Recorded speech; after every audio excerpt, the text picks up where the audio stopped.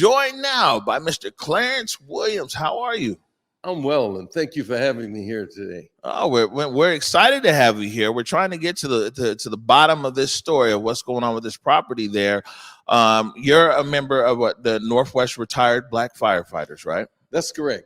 Right, and what's meant that years ago, I won't say the years, but years ago, you were one of the firefighters right here in the city of Seattle, right? Oh, absolutely. I spent 30 years in the active duty firefighting here in Seattle, and been retired now for a number of years myself. All right, good. So, well, thank you for your service. Thank you, sir. And you know, before we dive into this issue here, I tell people all the time, I was like, yo, the black firefighters, when I was a kid, that was a big deal because there was I mean, at least in my perspective, there was a lot of black firefighters. I mean, definitely more then than it is now. And the black firefighters used to have a ball. They used to, right? The black fire, that was a big deal in the community. Everybody be sitting there getting dressed up in a formal ball. Like there was a big black firefighter presence here, right? It was. And that's due to one of the lawsuits that we filed to make sure that we had equal representation throughout the city. And that lawsuit filed back in 1980 went all the way from Washington to the United States Supreme Court. And it gave us the ability to hire one woman, one minority, and one majority until we reached the percentages in the population. And based on that, we had the highest percentage of African-American firefighters in the country and the highest number of women who were represented, mainly due to our effort in filing that lawsuit. Wow, man, that's something I didn't know. I just learned right there. And during your tenure was also Seattle's first black fire chief, right?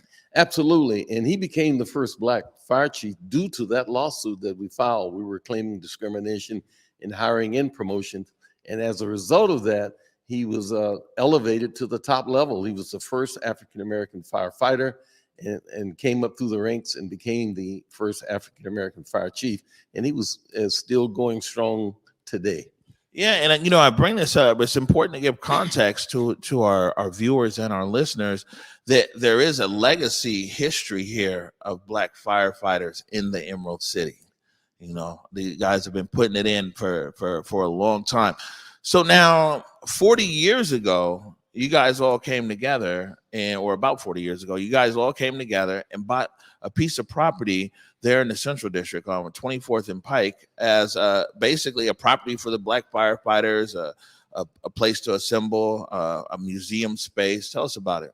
Yeah, it's actually at 23rd and Pike, and you know, 23rd and Union was the big corner for African Americans for a long time. We just blocked from 23rd and Union, right on the corner, and the property is sitting on 2 lots. We bought this property so we can have a place for meeting. We were blessed to have been meeting at camp at the time where Eddie Wright was the executive director, and we would have to wait and get in at different times. So we said, let's buy our own property. Not only did we buy the property to have a place to meet, but a place to train other African Americans in the city as to what they needed to do to become firefighters. And once we took on that genre, we began to do other things in the community, like voter registration in that house. We had CPR training that people were going through. We even rented space out to other African American organizations within the city. So it was a landmark for a lot of people, and it has a lot of sentimental value still attached to us. All right, and so now we fast forward here to today, and as usual, when it comes to property and houses in the Central District, I found out this information through Ruby Holland. Ruby, I was scrolling Facebook, and here's Ruby Holland talking about what the house is for sale and some everything else. And maybe you can tell us what exactly is going on now with this piece of property, and why you want community members to know what's happening. We have the property has been put up for sale, and it's the Active Firefighters Executive Board. It's not all of the active firefighters. Most of the active firefighters have been against the sale, and they wasn't even aware of it. So there are 3 members on the executive board who took liberty to actually put it up for sale. They did that on January the 25th, and they had a quick closing date for February the 1st that they were going to accept all bids. They did it very quickly, and once we saw the sign up, we started inquiring and trying to meet with the local president to say, let's sit down, talk, back off, make it, cool off for a little bit so we can save this property.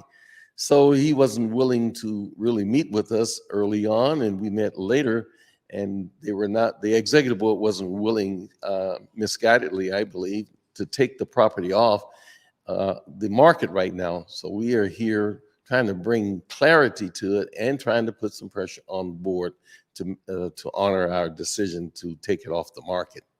Now, I'm sure they have a good reason why they want to sell the property. I mean, it's a legacy. But is there any taxes owed on it? Is there a lien on it?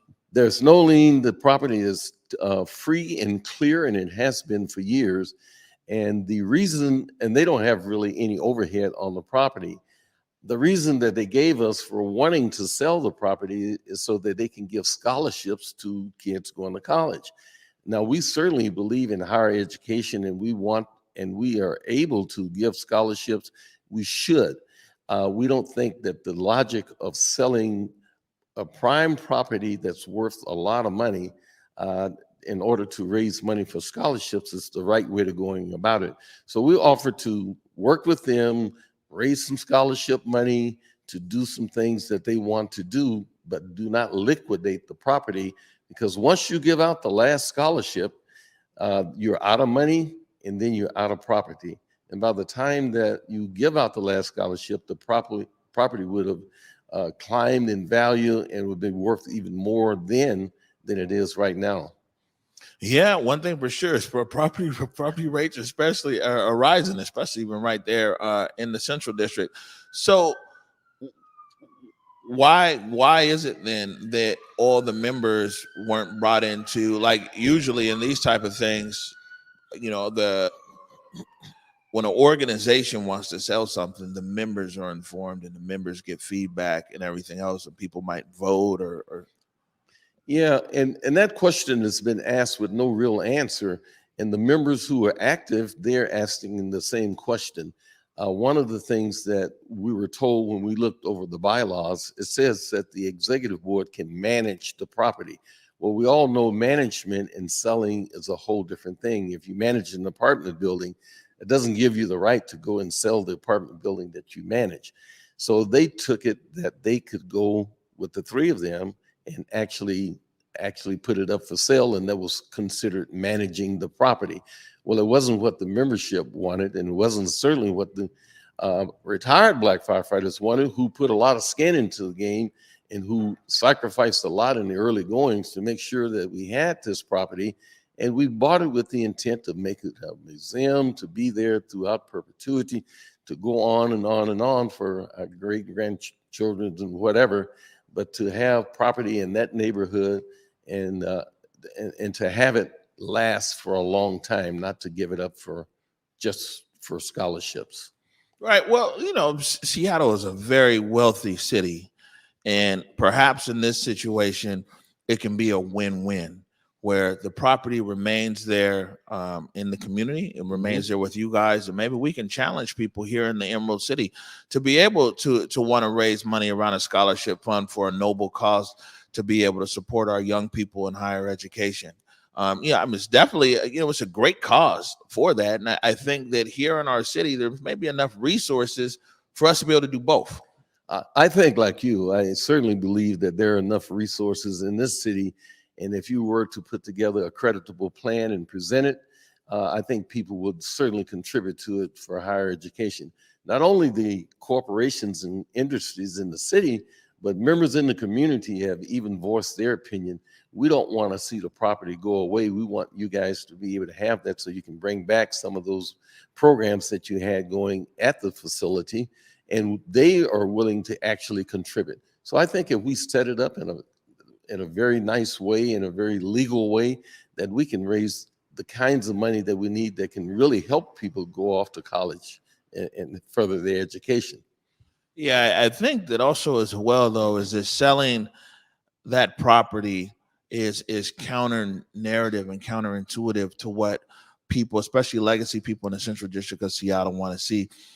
Last Saturday, me and Jake were fortunate to be there at the groundbreaking of Africatown Plaza right there on 23rd and Spring. I mean, Right. you see the Midtown Plaza's open over there with all this black art and everything. You got people like the Jerk Shack that's going in over there, Communion, you know what I'm Right. saying, Liberty Bank Building. You go over there to Jackson, Catfish Corners. Yeah. You know, I mean, it's there has been an intentionality over the years to be able to, one, hold on to what we do have, but two, also to bring people back into the community. So I think that maybe selling the property is kind of counterintuitive to what a lot of what we're hearing, especially in the Central District. And that's very true. And the irony that it's Black History Month, and we are having to fight for property to remain in the Black community.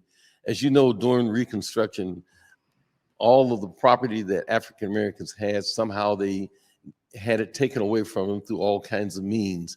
And we see this kind of a scenario happening here. One of the things that we know is that God is not creating any more land. So you got to hold on to whatever land is available. And we're not going to be able to, even if you were to take the proceeds from that sale, you're not able to go out and buy other property comparable to that, in particular in the Central District. Right. Well, you know, one thing that we see, and this is a lot of times our elders, and this is what the predatory real estate, it's they, oh, here's cash for your home, but then you end up in an apartment somewhere in South King County, you no longer have an asset, and you know, and you don't have an income. Right. And right. All right. So once you tell everybody, like, what's the next steps, or what do you want people to do? We're going to be continuously moving to ask the e-board to really take the property off the market. We're appealing also to the buyer who has made an offer on the property to understand its legacy and what we want to do with it, and to withdraw from his offer. Either one of the two would be sufficient to keep it off the market. So the bottom line is, what we want them to do is to take it off the market. We have a meeting set coming up this Friday with the executive board, and we are hopeful that something concrete can come out of this, where the property can remain and their goals and objectives can be achieved without having to liquidate the asset that we have. All right. And is there any contact information that you want to put out in case people want to contact you or the organization? Oh, yes, I can be contacted. I'll give you my, the best number. The best way to do it is through my cell, and that's 206-919-6876, or email me at cwc123@comcast.net. See, you're a real one, Mr. Williams, because you said, "Look, I'm gonna give out my phone number. This is serious business." Absolutely. And I just want to take a moment and acknowledge, like our service, your service here to the city, your service here to our community, and you know, I mean, the fight still continues for you. Absolutely. And you know, we're here every step of the way. We want to be able to check back in with you, and you know, keep us updated and let us know what information we can get out to the public. Well, it's my privilege to be here, and everybody told me that if you want to get your word out, you got to go see Amari. Well, all right. Well, pressure's on now. All right, everybody. I need your help, because we got to get the word out. Clarence Williams, thank you for joining us this morning. It's my pleasure. Thank you.